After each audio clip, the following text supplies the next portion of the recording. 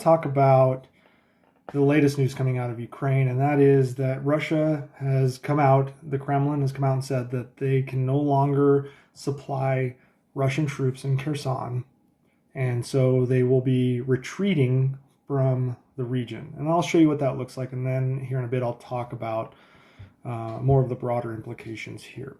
So zooming in, obviously this is Ukraine.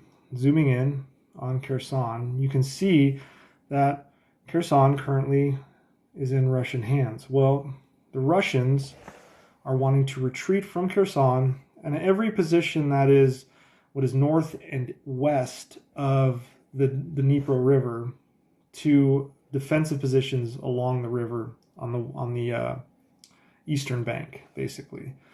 So because of Kherson being the cornerstone of this whole region, that whole region is going to fall in a matter of days to weeks, depending on how fast Ukraine wants to be, to the Ukrainians.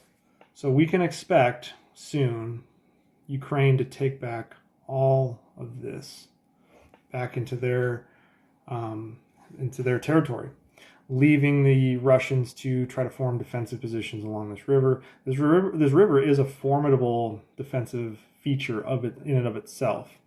And we know that the Novokakova Dam right here is one of the last remaining bridges, because it's a dam that people can cross, although albeit somewhat of a struggle to cross because the Ukrainians have pocked it. Rather than destroy the dam, they've just tried to destroy the road up top. So this is what that looks like. Now, concern also is the retreat potentially damaging, of the Russians damaging the Novokakova Dam, to eliminate any possibility of Ukrainians being able to easily conduct a ground assault into the rest of what is formerly Ukrainian-held ground. With Russia's supply chain issues, with Russia's problems, I fully believe that Ukraine eventually, over the next year, will take back everything that they've lost, mainly because a lot of problems have been taking place within Russia, and things are not going the way the Kremlin and Putin have planned. Quickly speaking more about this retreat, it was actually Russia that is ordering the retreat. This isn't some nonsense media thing. It was the general of the overall war command for Russia in Ukraine, General Sergei Surovikin, said they are retreating. And he said they have comprehensively assessed the current situation, and it is proposed to take up defensive positions along the left or eastern bank of the Dnipro River, as I showed you. So this is their general staff saying this. The commander of the war effort has said they need to retreat from Kherson. That's significant. And he said it's a difficult decision, but it will preserve Russian lives, which is interesting because that hasn't been obviously a big thing for them in the previous situations. But Sergei Shoigu agreed with the conclusions and said execute the withdrawal. And so that whole region is going to fall back into Ukrainian hands, fortunately. So let's talk about kind of broader issues behind this, or reasonings, or why Russia just continues to fail. Obviously, we see they're losing ground. There's a couple reasons. One, obviously the morale situation. Their commands are garbage. Their conscription effort was a laughingstock of the world. It was a complete joke. They can't resupply the conscripts. They can't even supply them initially. This has led to massive dissent within the ranks of the conscripts, and I've shown videos of that where they were just outrightly heckling general officers in the Russian military, and the general officers are just drinking themselves into a stupor. But the Kremlin is interestingly detached from that situation, and there was concerns about the detached nature of Putin, potentially him going crazy and using nuclear weapons. Well, a big proponent of why he would do that, or a big reason why he would do that, is he thought he potentially had the backing of another global power, or at least a very strong regional power, which is China. I wouldn't call China a global power because they can't distribute their military globally like the US can. Well, China came out recently and said nukes are a red line for us. And I talked about that briefly in a video before, but that was focused on the business aspect. Looking at the other side of the issue, which is nuclear non-proliferation, China has a vested interest in ensuring that nuclear weapons aren't being used. And that's because nuclear weapon holders, nuclear power countries, want less nuclear power countries to exist.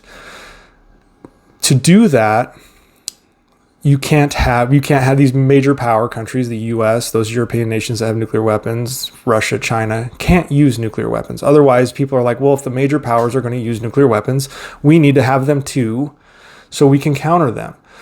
The understanding under nuclear non-proliferation is that US, Russia, China, United Kingdom, France, etc. aren't going to use nuclear weapons. So therefore, you don't need nuclear weapons. And the minute a big nuclear country such as Russia uses a nuclear weapon, all bets are off the table, and you'll start to see proliferation kind of roll a lot faster than what has been. And it's been a damn miracle that we haven't had more nuclear countries. I mean, I think Kennedy or someone said that we would have 50 to 60 nuclear weapon capable countries by the end of the century, which was 2000, and we don't have nearly that much. So the reality is nuclear non-proliferation is necessary for China. And if Russia uses a nuclear weapon, it means that, well, then China could potentially use one. So Taiwan would need to get nuclear weapons, and Japan and South Korea. And these are all countries that are absolutely capable of creating their own nuclear weapon. It's not a matter of know-how. They're very advanced. They would be able to do that. It would also mean that countries like Poland would say, well, shit, they used a nuclear weapon on Ukraine. They might use one against us, and Poland would want one. So you'd see how this would kind of ramp up. And it could be very scary for the world. So China coming out and saying, don't use nukes, Russia, that's a red line, is not only for business and stability, but also because it means that the nuclear nations that we currently have stay the nuclear nations that we only have, hopefully. There are wild cards, obviously, in Iran. But the other issue they're running into is they're losing support from the CSTO, the Collective Security Treaty Organization. That's like the Russian NATO. Russia was the cornerstone there, much like the US is the cornerstone of NATO. The problem is Russia has shown that they can't respond to CSTO nation needs, such as Armenia, who recently said they're thinking of leaving the CSTO because Russia cannot assist them in their regional issues with countries like Azerbaijan. Now, the US absolutely can. If Estonia were attacked by Russia, better believe the US absolutely could show up with not only their big ass military, but their big ass checkbook and say, we're here to support you. That is what keeps the collective of NATO together, is that countries like the United States, and somewhat to a lesser extent, you see like the United Kingdom, France, all are able to stand up and go, we support the little countries. Russia is not able to do that anymore, and there's cracks forming there. Because of the conscription issues, because of the loss of standing on the global stage, from the CSTO to China, because of the influence they thought they had over the US election not coming to fruition. We saw that this midterm election, there was supposed to be more sweeping Republican victories, which I don't necessarily think would have signaled a stop in support to Ukraine. A lot of moderate Republicans and the majority of Democrats still support Ukraine. So I think the majority of Congress would have still supported Ukraine. But the narrative would have been there to sow the seeds of doubt in Ukraine if a bunch of far-right Republicans had won. Well, that's not necessarily the case. All of the kind of Trump-backed far-right Republicans are either struggling mightily or may have lost. It was not, a lot of these elections are still kind of being tabulated at this point in the morning here, but it's not as definitive. It's not as much of a referendum against the current policies we see being implemented as Republicans would have thought. Therefore, it's not as much of a referendum against Ukraine as the Russians would have liked to have spun within their media.